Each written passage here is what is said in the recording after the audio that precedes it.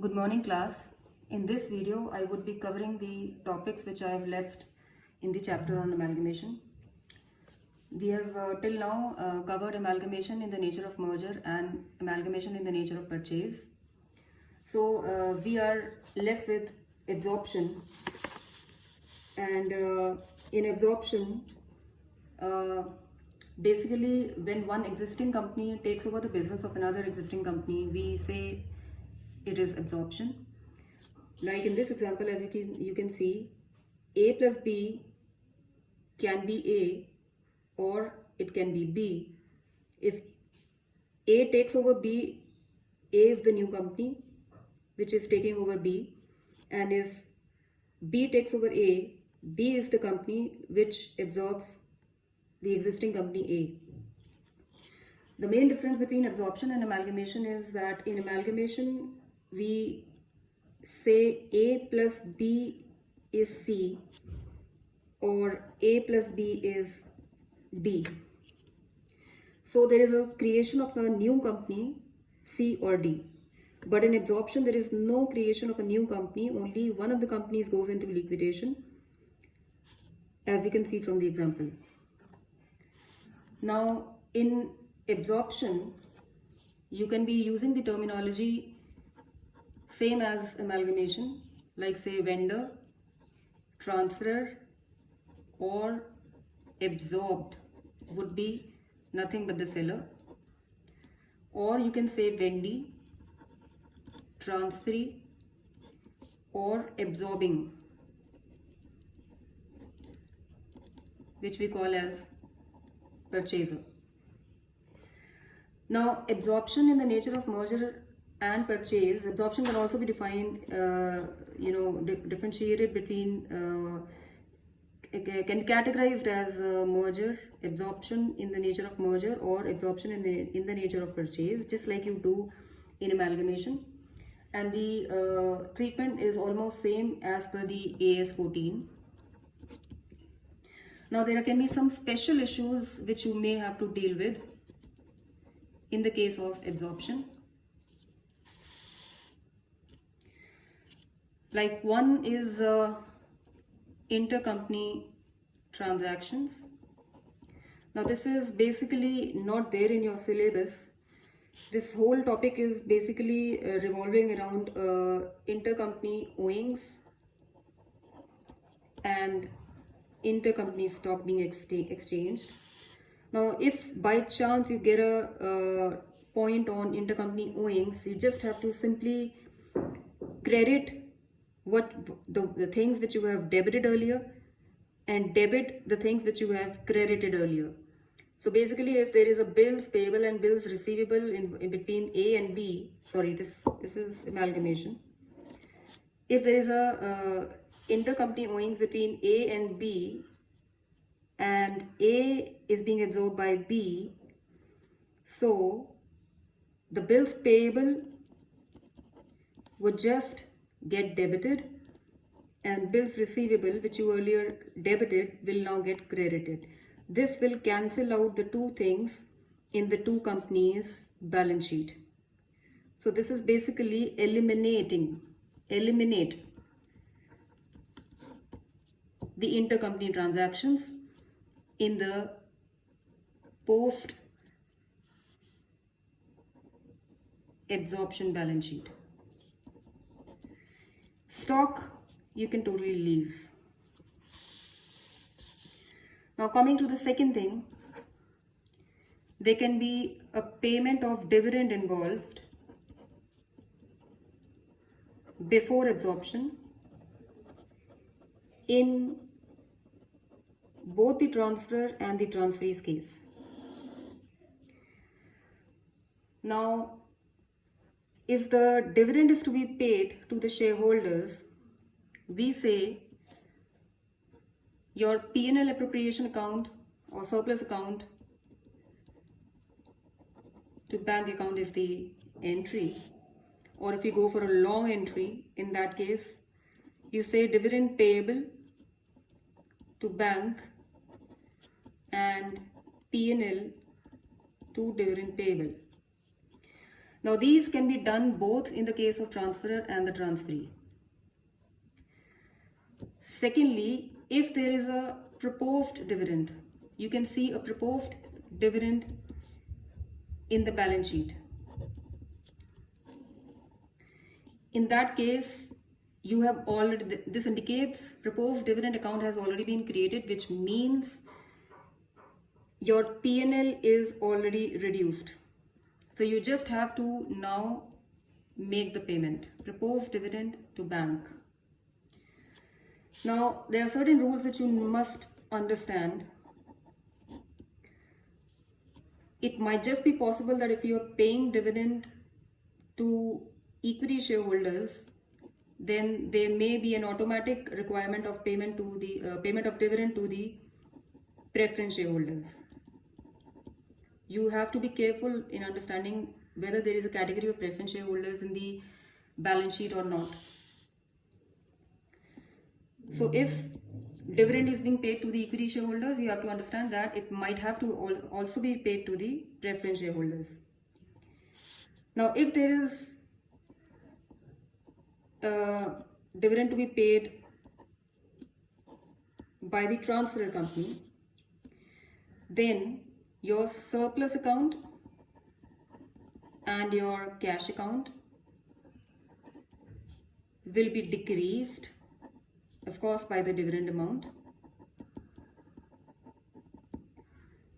and decreased cash may have to be transferred to the realization account, and decreased surplus may have to be transferred to the equity shareholders account. So only the reduced balances will be going to the different accounts. Then you have the third issue as you may have to sale of shares which you have received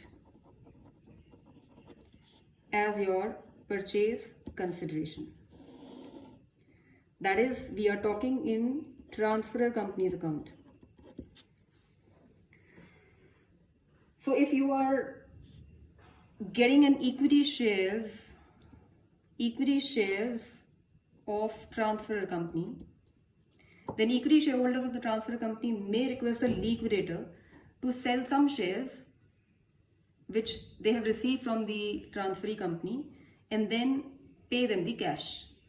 So the steps involved in this case would be, you first sell the shares. When you sell the shares, the entries which you have to do is, you say bank account to the equity shares or preference shares, whatever. Equity shares or preference shares in the transferee company. This is the sale amount. And then you say shares in transferee company to equity shareholders account. This, of course, would be transfer of profit, and the opposite if there is a loss.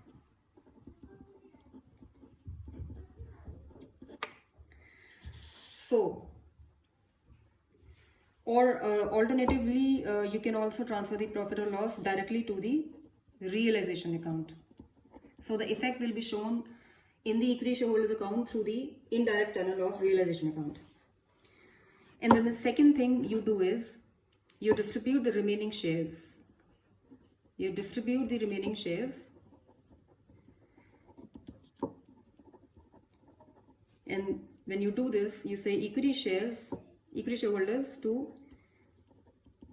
shares of the transferee company to bank. This is the cash which you receive, and basically the equity shareholders are getting the rest of the shares.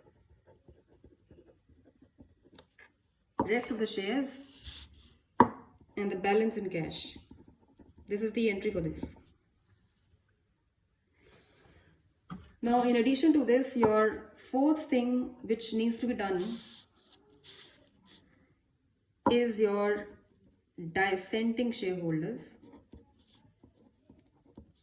The concept of dissenting shareholders. Now, dissenting shareholders basically are those who don't agree for amalgamation or absorption. Like, if your company wants to amalgamate with another company, if your company wants to absorb another company, then there can be some shareholders which don't agree with your concept and they don't agree with the amalgamation or absorption. These shareholders we call as dissenting shareholders.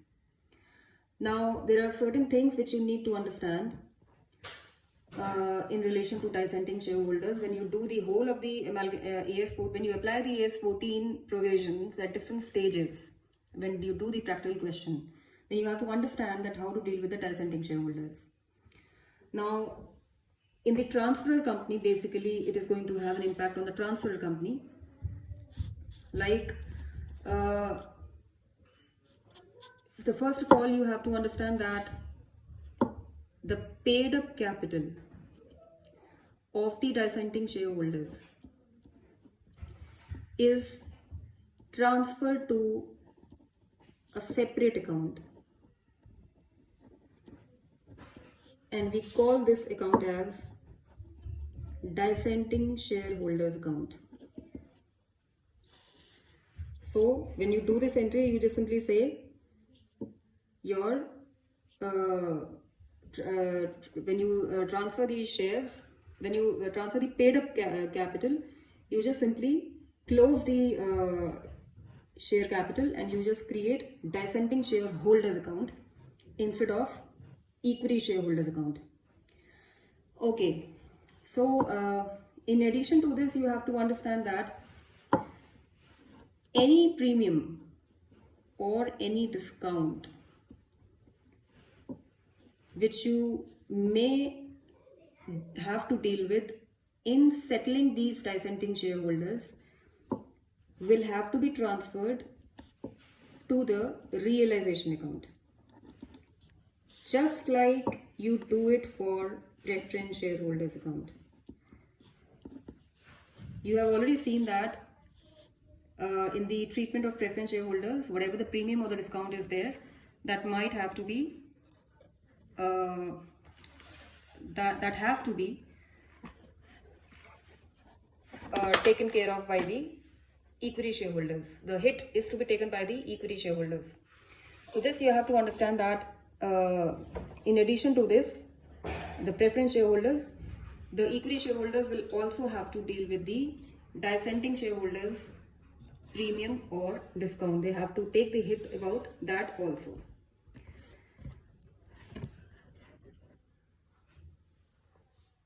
So the third thing which you have to understand is, of course, there is no entry in the transferee company. Everything is to be dealt with in the transfer company's account. Now, one important thing to be understood is about the purchase consideration. The question which I have to deal with is whether anything which gets paid to the dissenting shareholders, will that become a part of the purchase consideration or not? So when you deal with the purchase consideration in such a question, you first will divide the shareholders into willing and dissenting shareholders. The willing shareholders are the other categories which are not dissenting, they are willing, they're called willing shareholders. Then obviously anything which is paid to the willing shareholders becomes the part of your purchase consideration. जो भी willing shareholders को आप पे करेंगे वो purchase consideration का part obviously होगा. The question arises कि जो dissenting shareholders को आपने पे किया है क्या वो purchase consideration का part है या नहीं. Now, there can be different situations, like if nothing is paid, if nothing is paid towards dissenting shareholders by your purchaser, then you will not include anything which is being paid to the dissenting shareholders as part of your purchase consideration. यानी कि purchaser ने अगर उनके लिए dissenting share holders के लिए कुछ payment दी है, सॉरी नहीं दी है, नथिंग इज पेड, नहीं दी है, तो जो भी आप डिसेंटिंग शेयर होल्डर्स को पे करेंगे वो बेसिकली सेलर ही पे कर रहा है.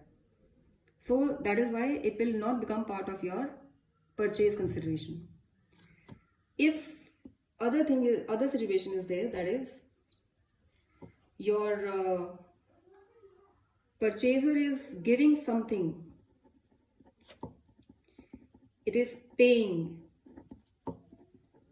something towards the dissenting shareholders, then that will become part of the purchase consideration.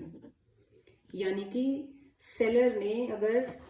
Purchaser ने अगर सेलर को डिसेंटिंग शेयर होल्डर्स की पेमेंट भी दी है तो ही ये परचेज कंसिडरेशन का पार्ट बनेगा. I hope all these things are clear. Now with this I think you can just try the questions on dissenting shareholders and dissenting shareholders and your sale of shares or payment of dividend questions which are linked with absorption basically. Now in addition to this I am also covering the topic of external reconstruction. External reconstruction. Now basically reconstruction basically means it's basically a process by which the affairs of the company are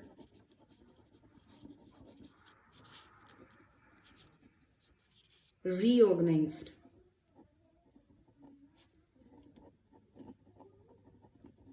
And how do you reorganize them? That is, affairs of the company are reorganized. And what do you do for the reorganization? Either you revalue your assets, you may reassess your reassessment of your liabilities. You may do reassessment of your liabilities, or you may have to write off your losses or any fictitious assets, or you may reorganize or what we call as restructure your capital. So these are the 4 things through which we may reorganize our affairs. So if there is a company which is going into losses, say for example, and it wants to deal with the financial health of the organization, and in doing so it may reorganize these 4 things. If these 4 things are done internally, we say this is internal reconstruction, and if this is done externally, then we say it is external reconstruction. What do you mean by internal and external? Now, internal means without any outside party. No outside party is involved in between. External means an outsider is involved, which would mean that not really an outsider. I mean, it is basically that you go into liquidation and then you create a new organization out of the same organization. Say for example, A. External reconstruction basically means A is now new A. And internal reconstruction is nothing but A is A. So if A is going into liquidation, but the same company with the same affairs, same assets, same shareholders, everything is same with only few changes which have been highlighted here. Changes, and out of those changes you create a new organization, then this is called external reconstruction. And if A is same as A, neither A is going into liquidation nor a new A is getting created. Every of these 4 points are being done internally only. Then this is internal reconstruction. Internal reconstruction is the next chapter which I will be dealing with. External reconstruction is dealt with in the chapter on amalgamation only. Now, external reconstruction basically is same as your purchase. So whatever rules have been applied in your purchase, amalgamation in the nature of purchase, or absorption in the nature of purchase, all those things will get applied over here also. With this, I hope you understand the topic of absorption and external reconstruction. Now please try the questions given in the whatever textbook you are following, J.R. Monga or P.K. Goyal. And if you find any doubts, or if this video is not enough, you want me to solve few questions in the video, just let me know. If this is sufficient, in that case, just go ahead and do the practice of the questions given in the book. And if you have any doubts, you can ask me either through an audio or through a WhatsApp message. So I'm going to give you 2-3 days, and then I'll come up with a new lecture on the new chapter. Thank you.